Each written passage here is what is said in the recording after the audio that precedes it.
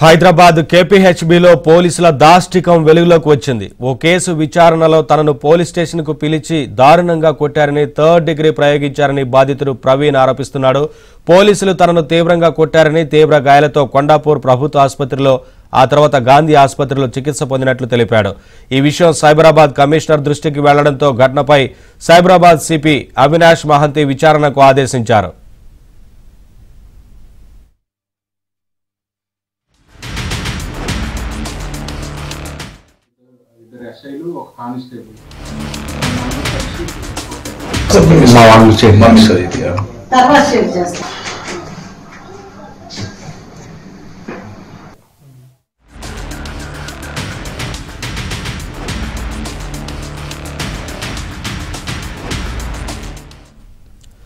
హైదరాబాద్ కేపీహెచ్బీలో పోలీసుల దాష్టికం వెలుగులోకి వచ్చింది. ఓ కేసు విచారణలో తనను పోలీస్ స్టేషన్కు పిలిచి దారుణంగా కొట్టారని, థర్డ్ డిగ్రీ ప్రయోగించారని బాధితుడు ప్రవీణ్ ఆరోపిస్తున్నాడు. పోలీసులు తనను తీవ్రంగా కొట్టారని, తీవ్ర గాయాలతో కొండాపూర్ ప్రభుత్వ ఆసుపత్రిలో, ఆ తర్వాత గాంధీ ఆసుపత్రిలో చికిత్స పొందినట్లు తెలిపాడు. ఈ విషయం సైబరాబాద్ కమిషనర్ దృష్టికి వెళ్లడంతో ఘటనపై సైబరాబాద్ సిపి అవినాష్ మహంతి విచారణకు ఆదేశించారు. అప్డేట్స్ మా కరెస్పాండెంట్ శశి అందిస్తారు.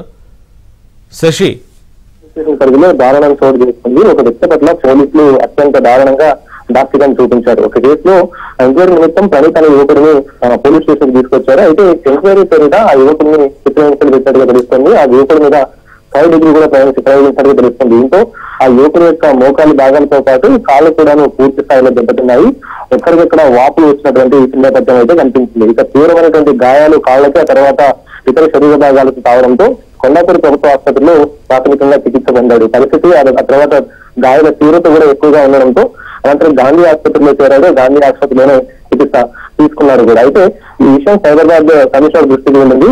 కొత్తగా సైబరాబాద్ కమిషనరేట్ సిపిగా అవినాష్ మహంతి ఉన్నారు. ఆయన ఈ విషయం సీరియస్ గా తీసుకోవడంతో ప్రస్తుతం విచారణకు ఆదేశించినట్టుగా తెలుస్తుంది. అసలు పండితులు ఏ కేసులో భాగంగా తీసుకొచ్చారు, అసలు ఎందుకు పండితులంత దారుణంగా హింసించాల్సిన అవసరం ఏర్పడిందన్న అంశాల గురించి కూడా ప్రస్తుతం విచారణ జరపాలంటూ కూడా పోలీస్ కమిషనర్ ఇప్పటికే ఆదేశాలు జారీ చేయడంతో ఇప్పటికే విచారణ కొనసాగిస్తున్నట్టుగా తెలుస్తోంది. మొత్తానికి మాత్రం థర్డ్ డిగ్రీ ప్రయోగించడం వల్ల పండితులకు సంబంధించినటువంటి కాళ్ళు భాగాలైతే మాత్రం తీవ్రంగా దెబ్బతిన్నాయి. మొత్తం ఎక్కడెక్కడ వాపులు రావడంతో ఆయన ఆసుపత్రిలో చికిత్స పొందిన తర్వాత మెరుగైన వైద్యం కోసం గాంధీ ఆసుపత్రిలో చేరాడు. ప్రస్తుతం అతని ఆరోగ్య పరిస్థితి నిలకడగా ఉన్నట్టుగానే తెలుస్తుంది.